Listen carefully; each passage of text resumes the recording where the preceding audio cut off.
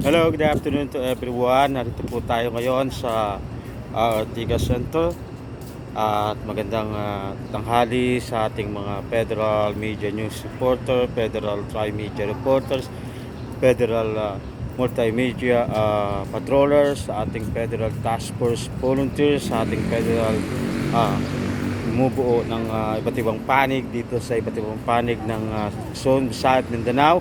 Shoutout sa ating mga opisyal, ng mga ambassadors, si Ambassadors retired General Virgilio Lunto, retired General Osesimo Paredes, si Attorney Paul Shapno, si Attorney Antonio Bitito, ating mga legal counsel, ang ating mga ambassadors na si Ambassadors Sel Bongat, Ambassadors Mahal Nur Kiram, Ambassadors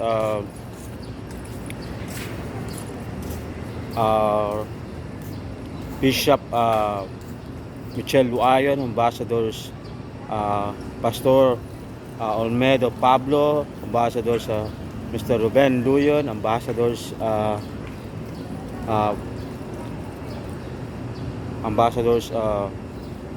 iba pa ang mga members natin na bumubuo, mga volunteers na patuloy sumusuporta sa ating Federal Party of the Philippines, Federalist Council Party. Shoutout sa ating ambassador si Ms. Ning Lechua at ang ating ambassadors na si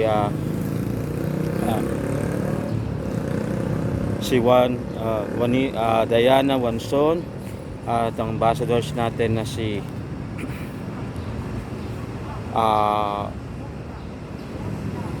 Archel Sumampong, no? Ambassadors Jose Potico at iba pang mga ambassadors natin na patuloy sumusuporta sa ating Federal Party of the Philippines, mga volunteers member natin. Tayo po ay patuloy sumusuporta sa ating Pangulong President Rodrigo Roa Duterte, ang ating kanyang programang Build program at ang kanyang magandang plataforma para sa ating sambayanang Pilipino.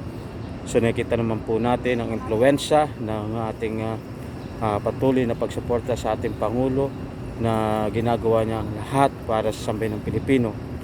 At patuloy ang pagbili ng vaccine para sa sambayanang Pilipino mula sa Amerika, sa Pfizer, sa Russia, no, sa China, at patuloy na itong nadidistribute sa iba't ibang municipalities, no, ng Metro Manila at provinces from Luzon, Visayas, Mindanao.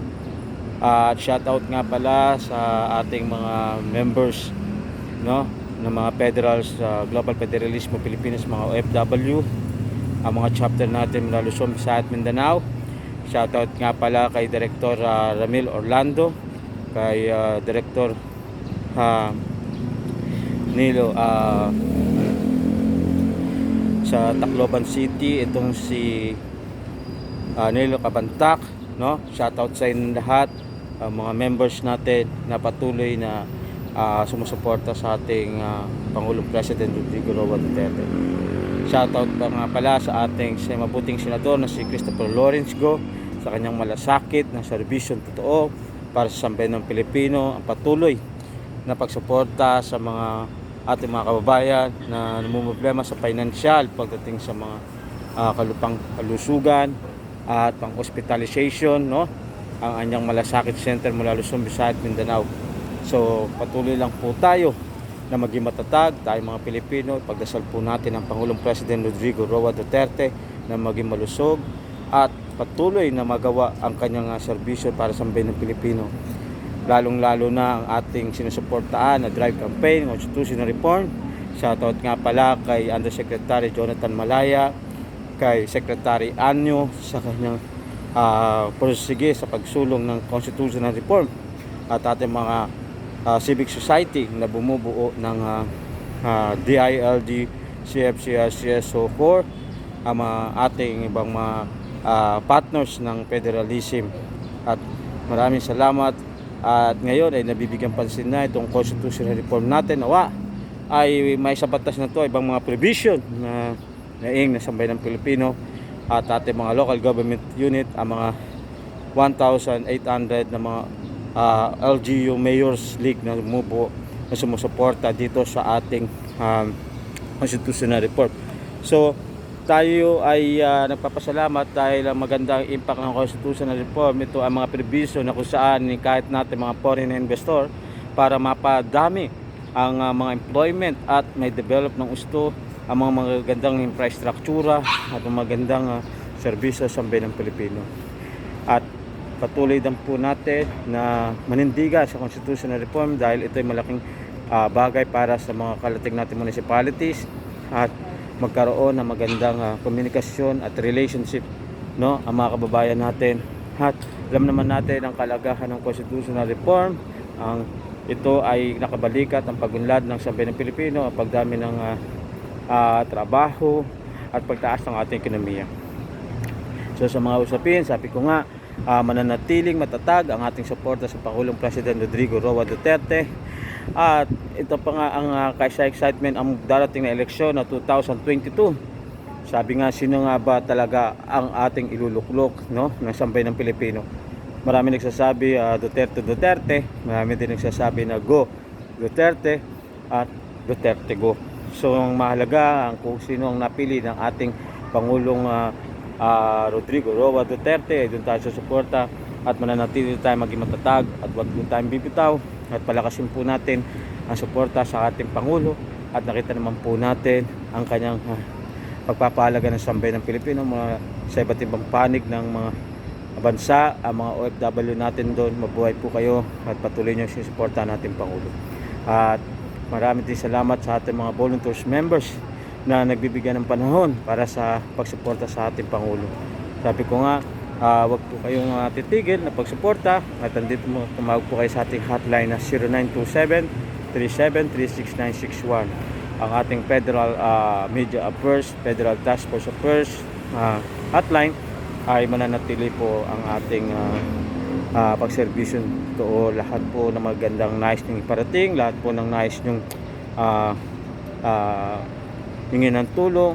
Dumaya lang po sa dial 888, apat na 888 po. Ito po yung hotline ng ating provincial hotline, presidential hotline ng ating Pangulong President Rodrigo Roa Duterte. Sabi ko nga, sa mga nangyayari ngayon ay marami na accomplishment ang ating Pangulo sa kanyang mga ginagawang development ngayon, at nakikita naman po natin na unti-unti at gumaganda na ang ekonomiya ng ating bansa at unti-unti na ang mga kabayan natin at nakaka-recover na sa pandemic na nararanasan natin. At patuloy lang po tayo maging matatag at ipakita po natin ang pagsuporta sa ating Pangulong President Rodrigo Roa Duterte. Sabi ko nga, kung ako tatanungin ay nais ko ang Duterte o Let's Go Duterte, kung sino man ang nais ng sambayan ng Pilipino. At kung sakali sa darating na eleksyon, wag po tayo magdadalawang isip na iboto po natin yung mga karapat-dapat na dapat nating iboto.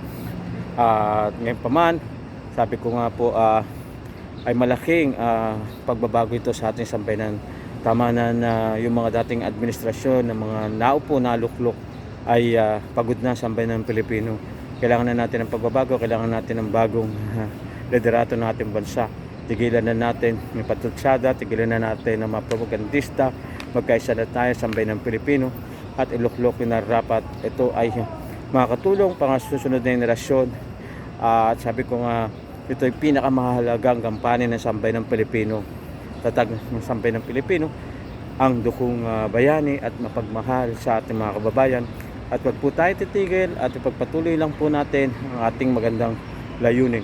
Shoutout sa ating mga kababayan, shoutout mula Luzon, sa Mindanao, shoutout sa mga Federal Party of the Philippines, Federalist Council Party, Global Federalismo Pilipinas, shoutout sa ating mga ambassador, shoutout sa ating mga superintendent, shoutout sa ating mga task force commander, shoutout sa ating mga director, shoutout sa ating mga coordinator, at shoutout nga pala lalong-lalo sa pagsuporta ng ibang mga kababayan natin.